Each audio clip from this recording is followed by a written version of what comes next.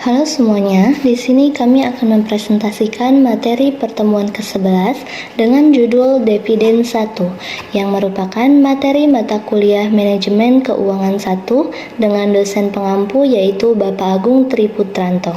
Presentasi materi ini disusun oleh Renandi KP Segran dan Santi Triani Dewi Agustin dari Prodi Manajemen semester 3 Universitas Teknologi Nusantara. Baik, saya akan menjelaskan tentang pengertian dividen dan pembayaran dividen. Apakah teman-teman sebelumnya sudah pernah mendengar dividen? Pengertian dividen merupakan keuntungan yang diperoleh dari investasi saham, bagian yang tidak terpisahkan dengan keputusan pendanaan perusahaan. Jadi teman-teman, dividen itu adalah bagian dari keuntungan perusahaan yang dibagikan kepada pemegang saham.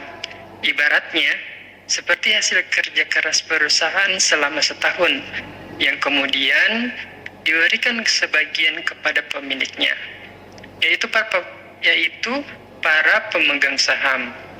Bayangkan, kita punya usaha kecil-kecilan nih contohnya bareng teman-teman.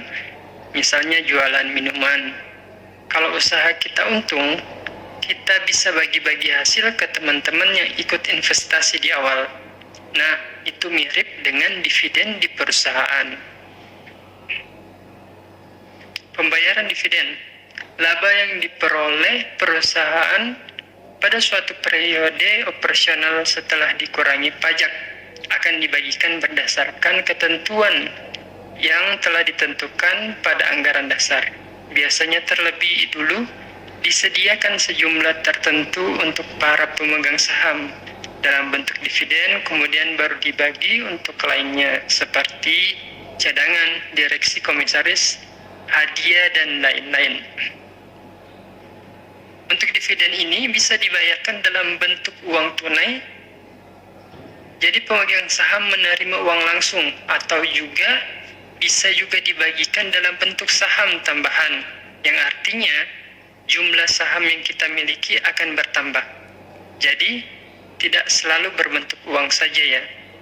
Intinya, dividen ini adalah cara perusahaan untuk memberi hadiah kepada pemegang saham karena telah berinvestasi.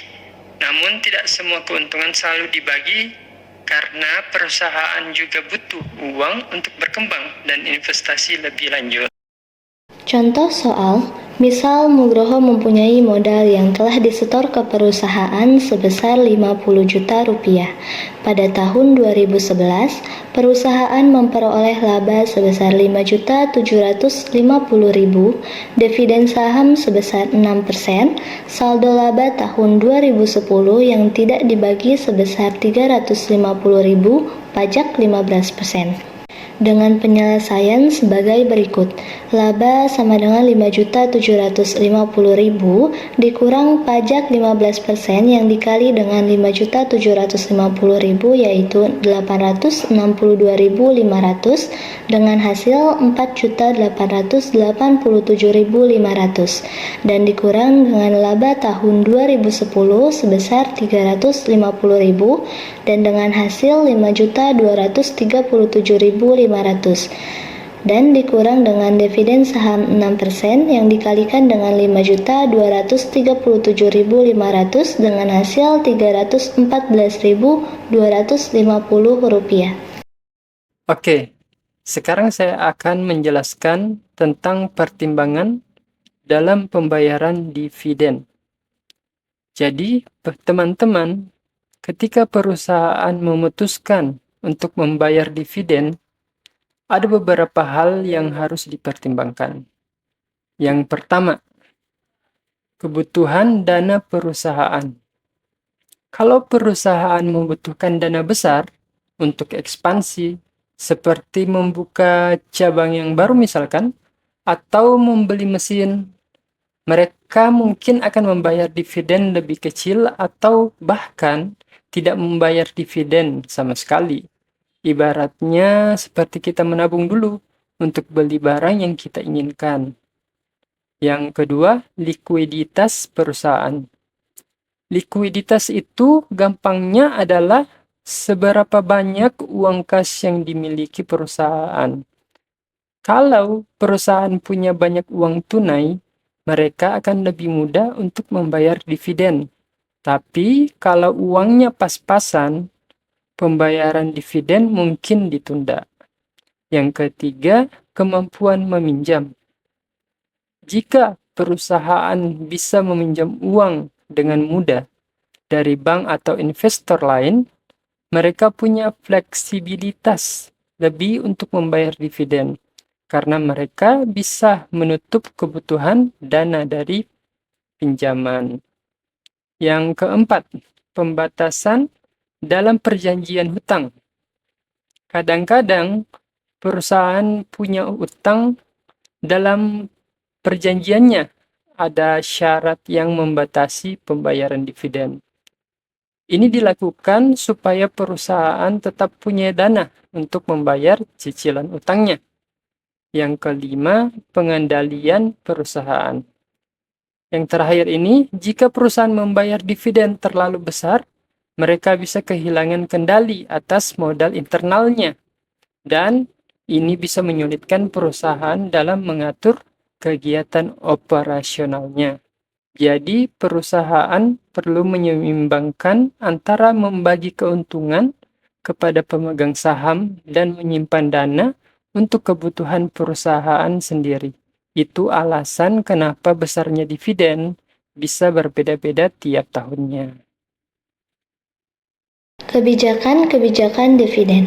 1. Pendapat tentang ketidakrelevanan dividen atau irrelevant theory menurut Modigliani dan Miller memberikan argumen bahwa pemberian dividen itu tidak relevan. Itu hanya pendanaan kecil dalam perusahaan sehingga tidak mempengaruhi kekayaan pemegang saham. Nilai perusahaan ditentukan sendiri kemampuan aktiva perusahaan untuk menghasilkan laba atau kebijakan investasi. Dalam pasar modal sempurna, tidak ada biaya transaksi, biaya pengembangan, dan tidak ada pajak.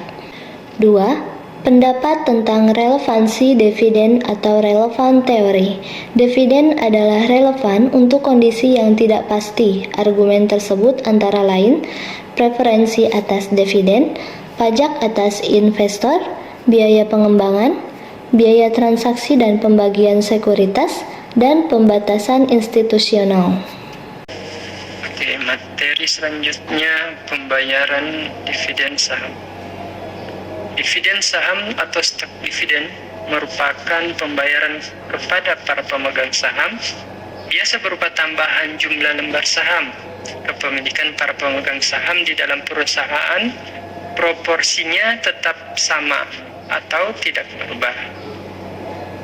Nah, dengan adanya dividen saham ini, perusahaan tidak mengeluarkan uang tunai sehingga mereka bisa tetap mempertahankan kas untuk kebutuhan operasional dan investasi lainnya. Sementara itu, pemegang saham mendapat tambahan lembar saham yang bisa meningkatkan keuntungan jika harga saham naik di masa mendatang.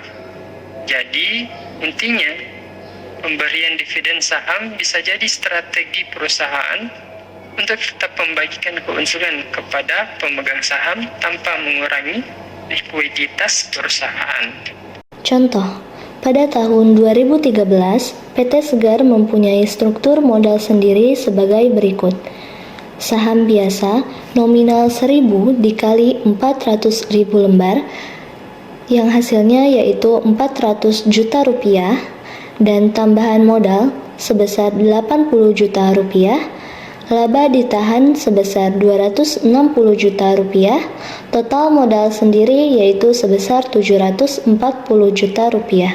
PT Segar membayar dividen saham sebesar 5% dari saham beredar yaitu 5% dikali 400.000 sama dengan 20.000 lembar saham tambahan. Nilai pasar saham 2.500 per lembar.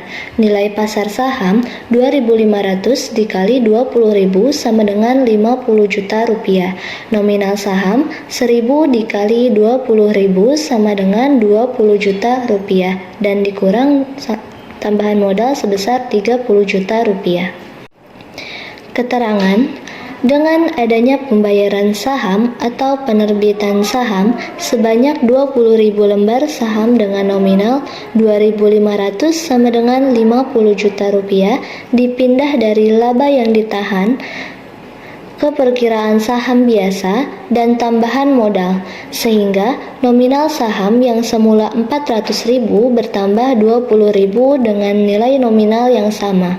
1.000 sisanya sebesar 30 juta rupiah ditransfer ke perkiraan tambahan modal. Oke, di sini saya akan meneruskan presentasi dari teman saya. Dengan adanya tambahan saham, maka nilai pembagian saham juga akan berubah. Misal, laba bersih senilai 126 juta sebelum penambahan saham, laba per lembar saham sama dengan 126 juta dibagi 400 lembar sama dengan 315 rupiah. Sedangkan setelah penambahan saham menjadi 126 juta rupiah dibagi 420.000 sama dengan 300 rupiah. Kebijakan yang bisa diambil oleh perusahaan adalah dengan memberikan dividen, tidak dalam bentuk uang tunai, tetapi dividen diberikan dalam bentuk saham. Artinya, pemegang saham akan diberi tambahan saham sebagai pengganti cash dividen.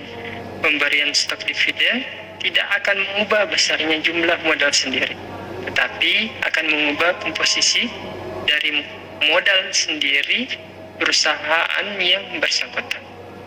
Karena pada dasarnya, pemberian stok dividen ini akan mengurangi pos laba ditahan di neraca dan akan ditambahkan ke pos modal saham. Dengan demikian, laba ditahan akan berkurang dan modal saham akan bertambah. Demikian presentasi materi terkait dividen 1 yang dapat disampaikan.